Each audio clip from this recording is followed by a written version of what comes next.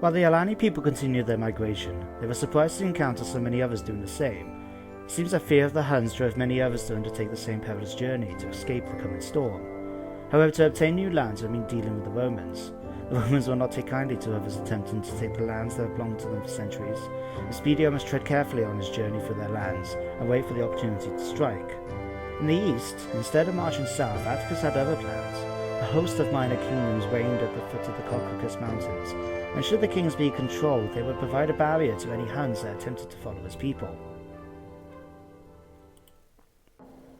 Hello everyone, I am your host Warrior Angel, and welcome back to part 2 of A Tale of Two Cities. Now in the last episode, the Seekers of Glory managed to capture Petrodava, subdue the Bastarians, and force them to be a client state of the Alani people.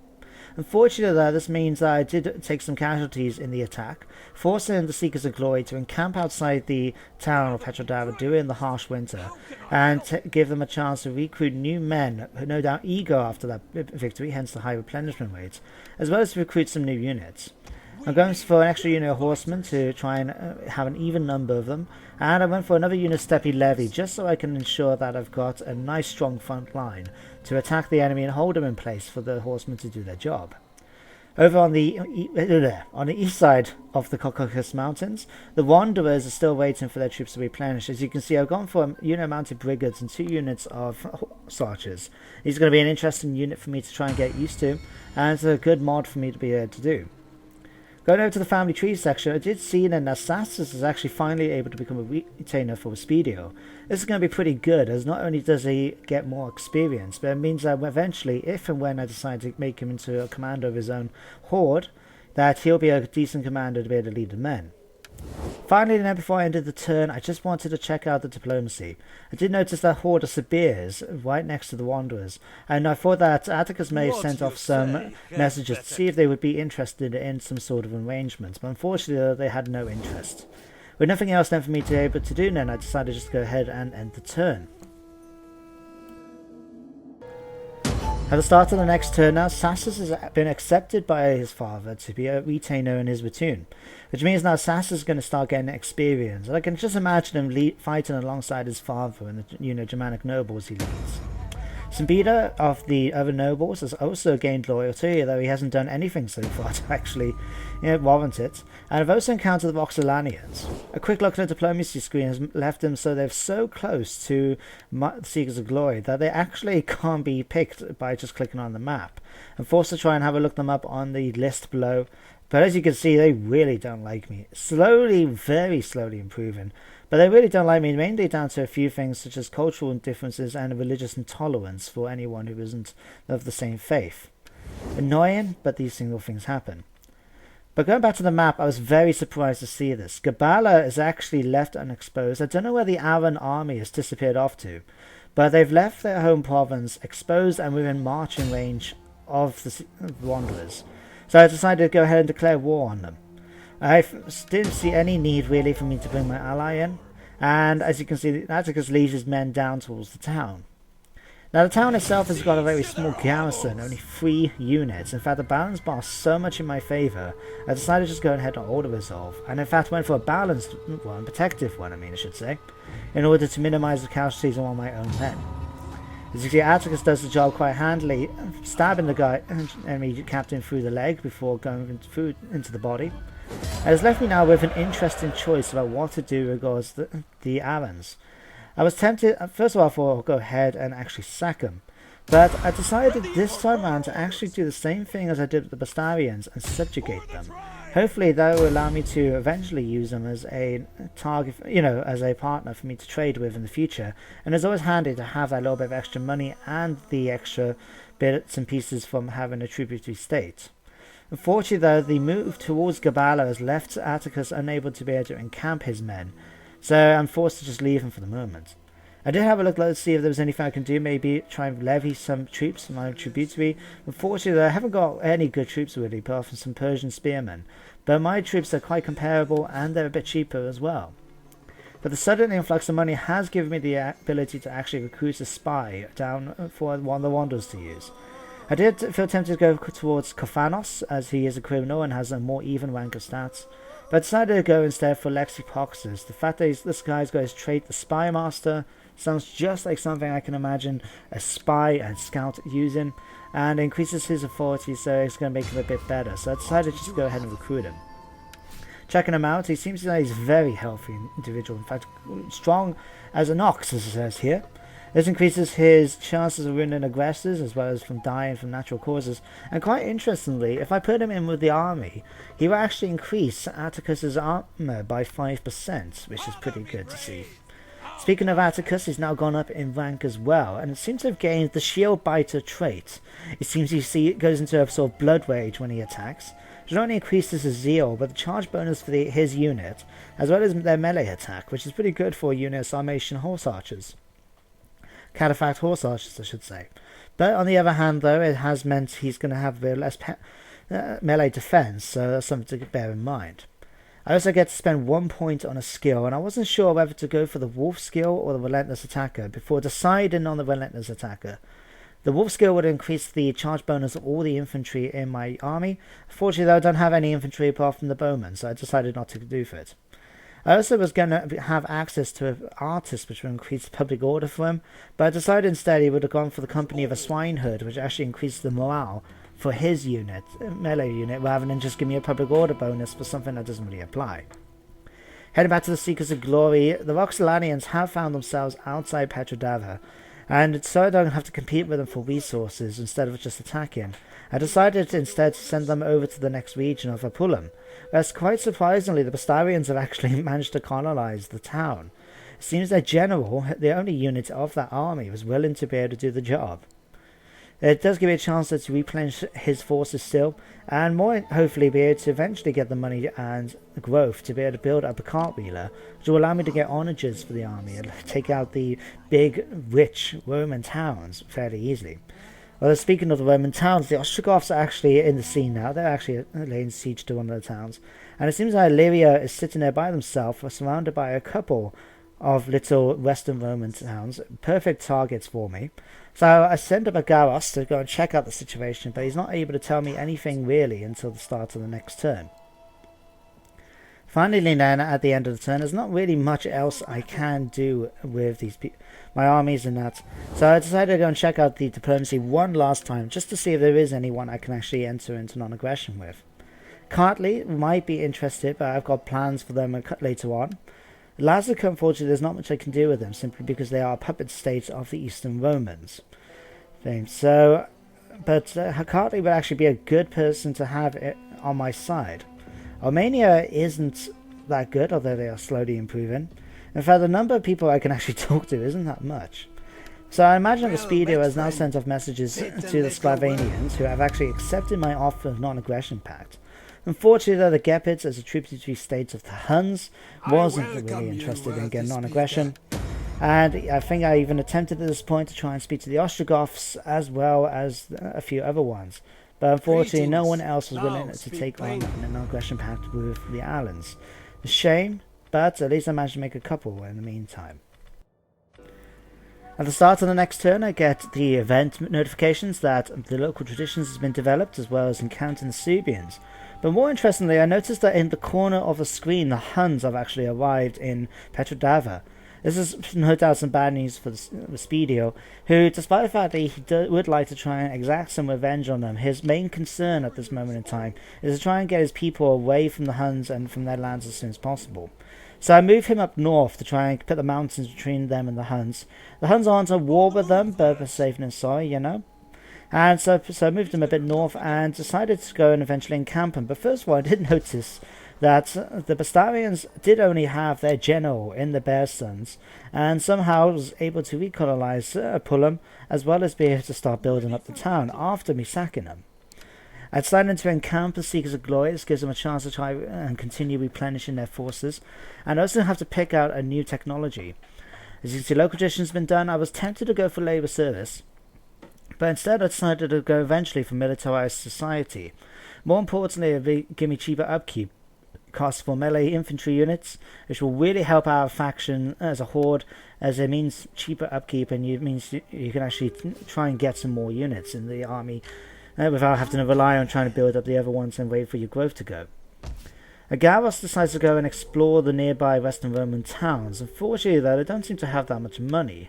The Tuara here has recently been attacked by the looks of it, or something has happened which has forced it to not have that much money left.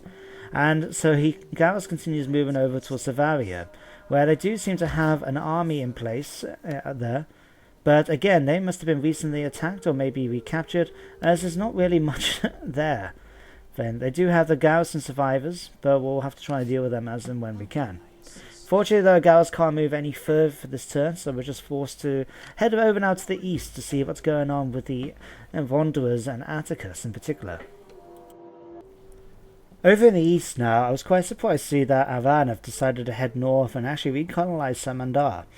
No doubt this is going to be a good thing for me if my client state can become more powerful, and I'm not really going to make any complaints. I just hope they actually keep faith with me instead of trying to break off from me in the future. In the meantime, though, I sent Lepoxus over to Mosqueta in order to see what the situation was.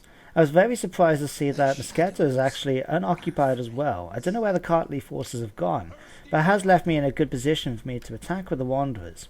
Fortunately, though, it's a walled settlement. I'm not going to be able to go down and just wander in. I'm going to have to try and get past the walls. So it's going to force me to actually lay siege to the city and see about breaking down them slowly but surely.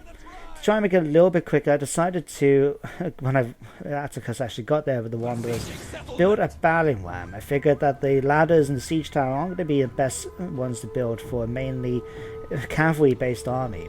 So the battering ram would allow me to just go through the gate should I decide to attack, and given the garrison there, it seemed like a very easy victory once more. It'll just be a case of waiting for the next turn and seeing if Kartli will bring their forces from wherever they are to try and attack me. I did have a quick wander around that looked down in particular down at Armenia to see if there was anything there in terms of the Kartli forces, but unfortunately for me nothing's there. Going to the family tree then, I decided I was going to try and use up some of my influence for different things. Respendial was going to try and embezzle funds and get me a little bit of extra cash. Both Ashluntum and Mada are going to be talking to the people of both camps, the Wanderers and the Seekers of Glory, in order to try and gain support for the ruling people high family, for Atticus and for Respendial as well. I was watching the recruits training earlier, and I couldn't believe my eyes. The Queen herself was fighting alongside the recruits. Surely it's not our place to... Quiet, Sal, and show some respect to the Queen. The women of our royal family have always learned how to fight to defend themselves. You should have seen the King's daughter Mada fight, God bless her soul. A true sword maiden. Only a handful of men could defeat her in a duel. Even I couldn't beat her after a while. But nothing. It's good to see that the Queen's keeping her skills sharp. And by training the new recruits, it shows her and her husband, the King, care about their people. I'm just glad my wife isn't the same. She pushes me around enough as it is without being able to beat me if I don't.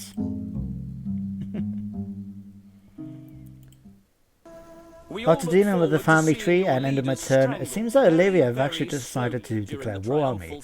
This is quite an unexpected declaration, since I haven't had any interaction with them so far whatsoever.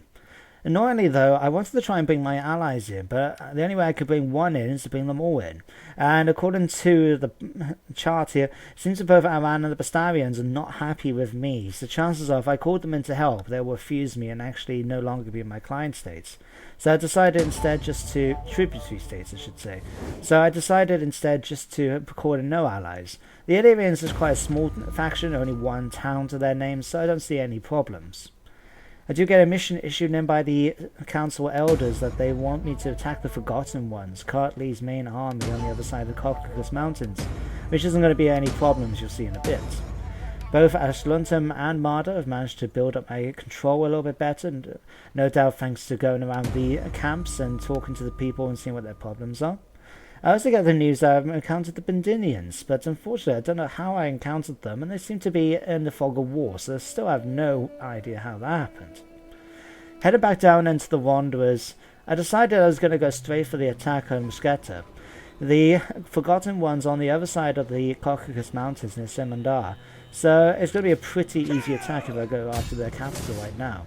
Bounce bar is very much in my favour, so I decided to just go for an Altar's Resolve and pick Protector stance so I have less men. And it seems during the battle that Atticus managed to stab the enemy captain so hard, he managed to tear his head off. He managed to try and take his sword back out. We only lost 25 men, which is quite impressive, and we managed to kill off the enemy.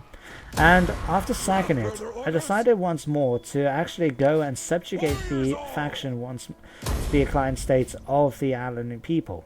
I figured it'd be useful to have such a number of client states up there, especially when it comes to me settling down and eventually want to trade. Fortunately though, when I tried to move on the other side of Mosqueta, it took so long to get there going through the forest, I wasn't able to actually encamp, so I'm stuck now for a little bit. And also I can't really recruit any troops since their levies are not the best. I do get to upgrade both the army and Atticus though, and looking through my options, I was attempted to eventually work down towards the Bane of the East, which will increase my morale against Eastern empires such as Sassanids. But given the fact that they are a horde at the moment, domestic devotion is normally my best bet. As you can see, it increases horde growth as well as the amount of money I make from agricultural buildings. So I decided to work my way up and get the first rank of that. As for Atticus himself, he's still only got 1 skill point, so I decided to go for the Wolf. Increases his entire force's melee attack by 3, and also increases the infantry charge bonus by 10, which is always nice to see. As for his next upgrade, I'm not entirely sure whether or not to go for infantry commander and then eventually cavalry, which as you can see really increases his army, or maybe go for the spoiler or one of the other ones, depending on what happens. I'll see what happens in a future episode when he eventually upgrades. So everything else now is done. I would like to go after Kotais over there. Unfortunately though, I actually forgot that they were a puppet state of the Eastern Romans. So I did send Lexipoxus though over just to see what the situation was and whether they actually had anyone nearby. You can see their main army is on the other side of the Caucasus Mountains as well. But they're going to be out of range if I actually decide to attack them, especially given the fact that it is a town and therefore doesn't actually have anything in terms of a wall. Heading over back to the Seekers of Glory, the Huns is getting ever closer. They're now stationing themselves outside Petrodava. And funny enough, I'm not sure if that's actually, no, that's not the Bastavians actually raiding their own lands. I don't know what's going on there. But I did send a garrison in to try and check out the other Western Roman towns to see if there was anything worth going for. It does seem as well the Illyrians are actually quite an easy target to go for. They're pretty weak, but it's going to take a long time for the Seekers of Glory to try and get over there, and that gives them plenty of time to build up their forces. Having a look at the garrison, thankfully they've decided to go for the church, a religious building, instead of trying to build up their garrison quarters, which means I would have had to be stuck with maybe even a 10 stack or more, as well as their main army which is currently stationed in the town. Looking at the army then, it does seem that pretty much all my forces are now back up to full strength, apart from those cataphracts, but on the other hand they're not doing too badly. It shouldn't take too long for them to be able to continue building up. Maybe another turn and I'll be in a good strength. I decided to see if there was any more troops I can recruit just to get them up, and I decided to get another year's Steppe levy. They're very cheap and not too bad in terms of spearmen, and eventually I will hopefully be able to get the upgrade to get them up to the next stage, which will make them even better. More important though, I do want to get the cart wheeler, so I can actually get those onagers.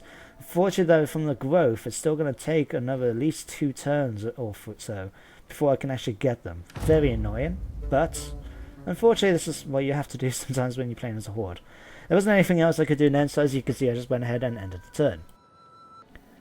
At the start of my turn then, I get some event messages, including the fact that the regional defense force has been built up. Now typically this is supposed to be associated with coastal regions and having an army there to defend against any ships trying to pillage the area, but given the fact they're a horde, I've decided to try and interpret it as almost having a sort of militia type of thing consisting of the crippled members, former soldiers, as well as elderly and young people, to try and make sure that the women, and especially the old, the sick and the very young, are okay. I sent a garrus around them to try and find out what happened to their Roman army, just in case they tried disappearing off, but they've stationed themselves in Nitrawa, and I have no intention of actually going after the Western Romans as of yet. I do feel more comfortable going after the Illyrians. Although saying that, I am trespassing on Western Roman lands at this point, but there again, I'm one of many, so hopefully this isn't going to cause too much of a problem. It does seem outside Sicilia that the Artemis herd, the Illyrian faction, has got a 14 stack army at this point, plus their garrison, which as we saw in the last turn is not particularly strong. So I feel confident that the Seekers of Glory will be able to win it out, especially if they can eventually upgrade and get themselves an onager to try and do some nice long distance attacks beforehand. Heading back over to the east now, it's an interesting situation on what I'm going to do with Lazica and Kotais. I was going to try and declare war on them, but realising they were actually a puppet state of the Eastern Romans. I was hoping there was a way for me to try and maybe declare war on Lazica without having to rely on going to war with the Eastern Romans. But unfortunately, though, having a look around to see if there was a way to do it, I've realised you can't do that after me attempting so. The only way you can do it is by actually declaring war either on them directly and dragging in the Eastern Romans, or go against the Eastern Romans. So my plan to actually get just Lazica to be at war with instead of the whole of the Eastern Roman and bring their forces didn't quite work out for me. So instead I go up to the Eastern Romans and had a look to see if there was anyone in particular I can try and bring into the war or offer to do it. Unfortunately though, given the fact that Atticus is by himself over there, he's no way he can contact, for example, the Subians properly in order to be able to ask them for money in return for actually helping them out. So he's forced to just have no choice really but to go to war against Lazica and the Eastern Romans. I do send off Alexipoxus first though, just to check out, see the situation was, and whether or not the Eastern Romans had any of their own armies nearby.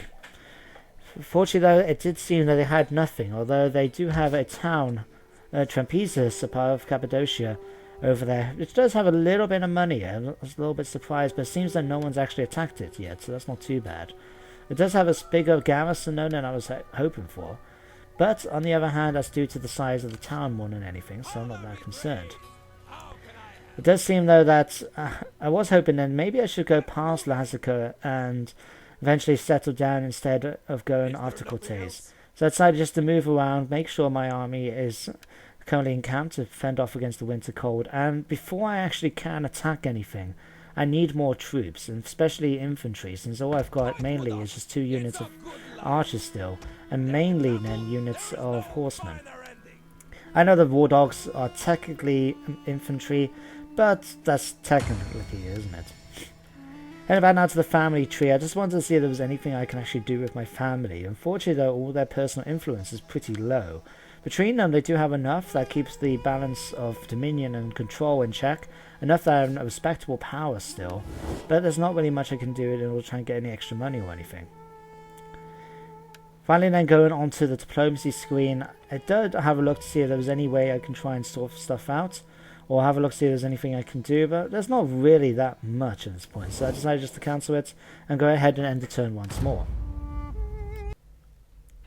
It is inevitable that we'll have to deal with the Romans and their puppet upon the Lazican throne soon. Of that I have no doubt. The choice that falls to me is what to do first. To go straight for the Roman lands is tempting. It's rumoured that they are so rich that each citizen has several horses and livestock. Even the beggars in the street walk on roads of stone. These riches will be more than enough to provide for my people, and if they object to us having some, then they will have to come to us. On the other hand, that will mean leaving Lazica to our rear. That king may be a dog of the Romans, but a dog can still strike against us if we turn our back on it. To deal with this threat will allow the Romans time to mobilize their forces against us, which will mean more difficulties in the future. Oh father, why did you have to leave me during these difficult times? At the start of my next turn, I actually get a bit of news. It seems that Illyirans, the advisor left behind by Atticus to advise the Kartli king on the best course of action regarding his people, has actually sent a gift from the Kartli king. Always a nice thing to receive when you get tributary states.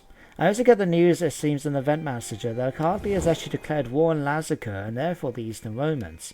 I just wanted to check this out on the diplomacy screen, and it seems to be the case. No doubt the Atticus, I should say, has actually heard about this from Illyirans as part of the gift. So I now got the choice then of actually having to go to war or not. Now, as you would have saw earlier, Atticus decided he will go to war, and it's just choosing the best way to go about it. Originally I was just going to do a straightforward declaration of war, but I decided instead I would rather get paid money to do this. Unfortunately for me, though I actually meant to choose the Kartlis to speak to about this, because it would be the best role-playing thing to do, as they were the closest to Atticus. Unfortunately, though, I actually end up doing this with Subia, so we're just going to pretend, for the arguments of this narrative Let's Play, that I'm actually speaking to the Kartlians, who will offer to pay me 1,300 if I join the war against the Eastern Romans and their puppet state Lazica. I was happy to take this amount of money, especially since I was going to go to war with them at some point anyway. And as after this, I'm now officially at war with the Eastern Romans and Lazica. As tempted it might be to go towards Roman lands, I decided to deal with Kotais first and eliminate them. It seems to have been previously attacked by the Kartlians, so a simple protective resolve managed to do the job pretty well. Managed to once again kill the enemy captain by pulling his head off his shoulders. And a decisive victory left 6 men of mine dead and killed the entire enemy garrison of 89 men. I was hoping to actually subjugate them and make them a tributary state as well, but unfortunately I couldn't do that, no doubt because of the fact they were puppet states of the Eastern Romans. So I decided first of all to sack the region and then quite surprisingly raze the town to the ground. I figured the best thing to do would to ensure that if they're going to try and come after me, they're not going to have the support. And especially now that they have no settlements, they can't actually enter into a horde stance. So the remaining Lazica army is forced to actually suffer attrition until they can actually get into and replenish or even capture a town as their main. Unfortunately for me, though, it meant that I couldn't actually move that much. So I force-marched the Wanderers over towards Mesquita, where they're actually now within the reinforcement range of the garrison. Not that as much, but I'm hoping that if they did come down, that the Kartlians might be able to come down and actually help, rather than expect me to try and do all the work. I did look to see if I can actually levy from the tributary. I was tempted to take that bow unit, but I decided not to. Instead, I just thought it'd be best so I can leave it for the moment. But Lexipoxus had decided I'm going to try and spend some of my money in order to make sure he can actually hinder the army a little bit. Unfortunately, he's not going to actually make it until the next turn. Quite annoying, but I want to try and get his experience up. With the subject of Illyirans, after dealing with the latter, I decided I'm just going to accept the gift. It was a nice gift from the Kartlians, and hopefully it will give me some more money or something in the future. Finally, then back over on the west with the Seekers of Glory, it does seem that Legio 10, the Geminives, actually turned up outside Savaria. It was a pretty weak army, in fact, only 12 units, and they do have a couple of mercenaries. And as tempting as it was to maybe go after them, I decided the best course is to go after the Illyrians. So Seekers of Glory move ever closer towards the Illyrian border that they share with the Eastern Romans. And unfortunately, I still can't see what's going on, so I'm forced to send Agaros down south to see how the Illyrian army has been developing. In fact, it's been developing reasonably well. They've got quite a large army there. I did decide to go and try and hinder it, but as you can see, now that I'm closer, I can actually see what Aratimi's herd actually looks like. It's pretty good, actually. They've got many competent spears, but then my swordsmen will be able to deal with them quite easily. And the rest of their force it will be quite weak against my superior force, especially given my horsemen. Although the spearmen will be a little bit more of a problem. But, on the other hand, rear charges are always a marvellous thing, even against spearmen for the most part, if you can cause enough casualties. Finally now, just a quick look in the diplomacy bar, because I just wanted to see what the situation was with the Eastern Romans, and see if anyone else has to come to war against them. It seems though they didn't. I forgot all about the fact that technically my client states are only defensive allies, so I couldn't actually do much about it. I was hoping that they would have come to war, but Kartli is already at war, and Arran will not get involved unless I ask him to. I just want to see then who was else at war in case I could actually rely on this war to try and strengthen my relations with other factions, but unfortunately I couldn't. Although looking at this, Kartli is actually becoming more positive in me, partly down to the fact that I'm at war with the Eastern Romans, but also because of all the treaties that have got in place. During the end turn phase now, I was quite surprised to see that Lazakas actually sent the army east and to go through the Caucasus Mountains, rather than take the more direct route and go directly after the Wanderers. I wonder if they actually plan to go after Mosqueta and their army that's currently stationed outside. But if that's the case, I'd be able to take the Wanderers over to try and support them, and allow attrition to do that work, and eventually be able to actually take them out myself. We'll just see how things go later on. We're at the start of the next turn now, and I'll be bringing the episode to a close. But we did get the news that the Council of Carthage has gotten together in order to agree the official canon of Christian scripture. This allows me to build up my public order and also my religious spread by all my troops. Unfortunately, though, they're still all hordes, so it doesn't really do much good for me. But anyway, we are going to leave the episode here. So join me in the next episode of A Tale of Two Cities, as the Seekers of Glory decide to deal with the Illyrians, and the Wanderers continue after their battle with the Eastern Roman Empire. We'll see you next time. The actions of the Illyrian separatists during this time remain a mystery to historians even to this day. Perhaps their claimant to the Emperor's throne, a young and experienced commander known as Ancilius Baventus Nepos, mistaken the Alani people for the Ostrogoths that were sacking their way through Roman lands. Others suggest it was simply a policy of the Illyrians to close their borders to the hordes making their way west to the rich Roman lands, keeping their lands pure from the barbarians. In any case, instead of being persuaded to leave the Illyrians alone, Respendial and the Seekers of Glory were drawn to them like a fly to honey. They camped due north of the town of Sicilia, the capital of the Illyrians, waiting for the opportunity to strike. Over in the east, Atticus' attempt to subjugate the kings of the Kartli and Arran people worked well. In return for tribute and oaths of loyalty to Atticus, even if it was offered at the tip of a sword, the declining kings kept their wealth and their lives. Despite such promises, Atticus was wise to leave some of his people behind to ensure that the interests of these kingdoms matched the interests of the Alani people. Any disloyal thoughts these kings might have had would have been put to rest by the raising of Kotais. After being sacked of all wealth, the town was burnt to the ground and the people cowered into submission by the strength of the Alani riders. The Lazakan forces were too far away to prevent their homes from being destroyed, but their hatred towards the Wanderers only grew when they heard